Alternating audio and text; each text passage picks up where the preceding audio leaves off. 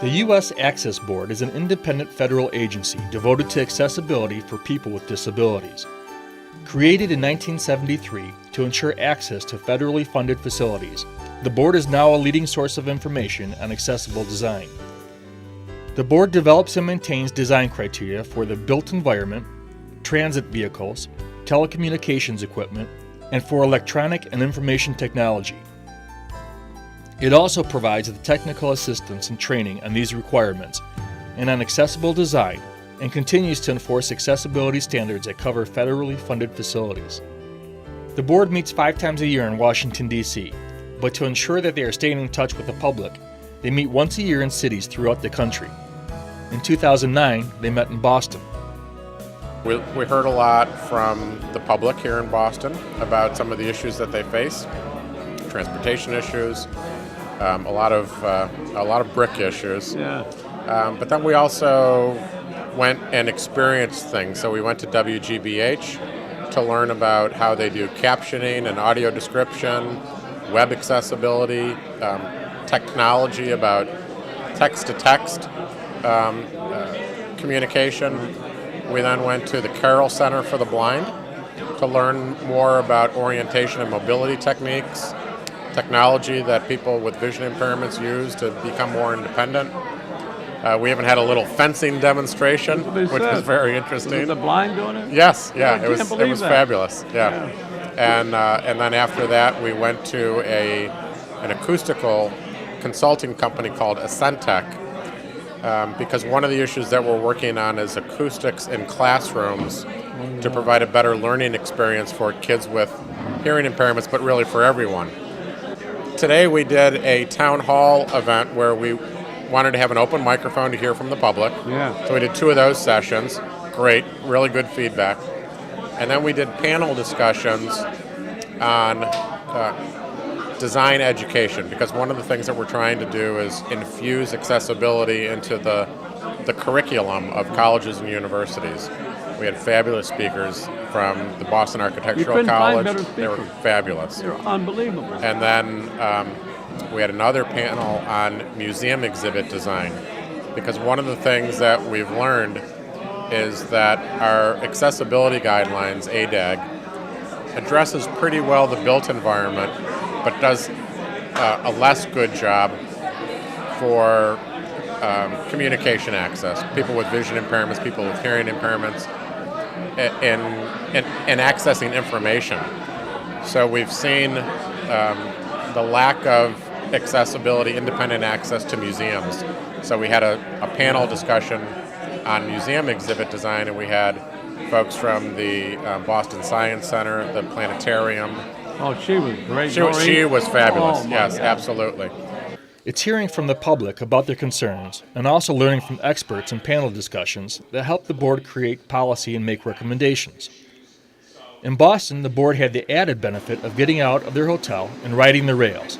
That is, they rode the T, Boston's mass transit system, to see how improvements to that system are being made to make it more accessible. Gary Talbot is the MBTA's Assistant General Manager.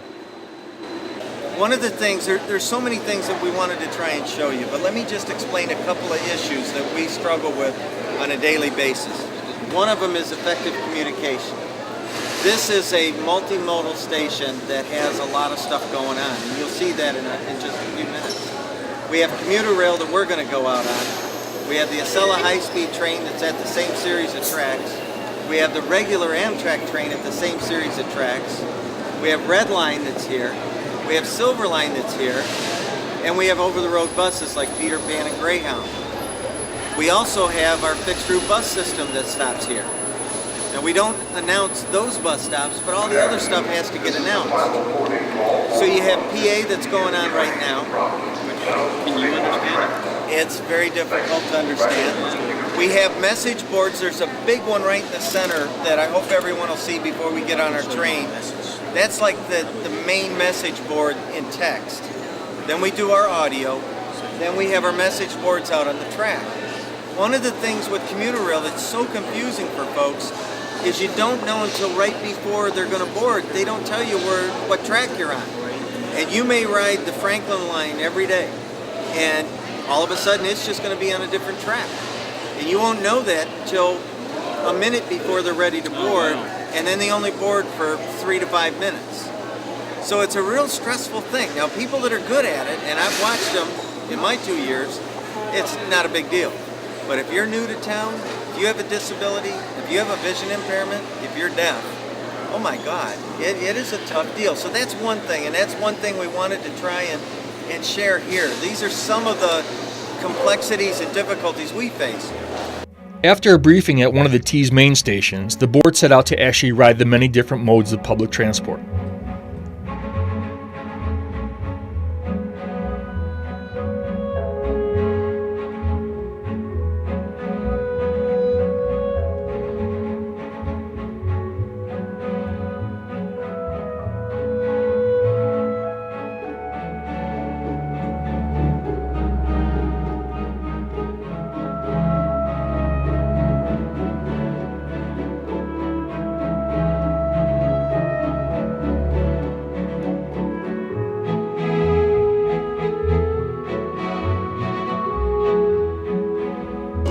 You're going to see two styles of cars. One is our Type 7, that's our older style car. That's the high platform car that has 3 steps to get up it. You can't do a full high platform up to a Type 7. That's a Type 7. And when you see the steps, you'll see what I mean. You can't just build the platform up because people would knock themselves out going in the opening. You need the steps to get your head underneath the opening. Now the new Type 8 car is a low floor car right behind it, but the Type 8 car needs 8 inches higher of platform than just the regular street level. So if we don't have the 8 inches, we can't deploy the ramp on the Type 8 car. This is a trolley car system that's used out in the streets. Cars have to drive over the tracks. So on all of our stops where we stop like right in the middle of the street, which we do, we can't build the surface up 8 inches because cars wouldn't get over it. Those stops are a real dilemma because we can't build up the asphalt. There's no way we can deploy those ramps. And at a couple places we have these mobile lifts. The mobile lifts are typically used for the Type 7 car. Boston is just one of the many metropolitan areas in the U.S. that have issues today with their mass transit systems. Accessibility for all riders needs to be a top priority.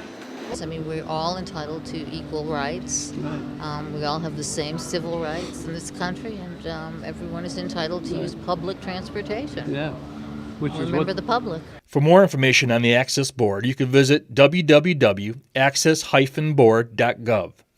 And if you get a chance to participate in one of their public forums, make sure that you do. It's a great experience.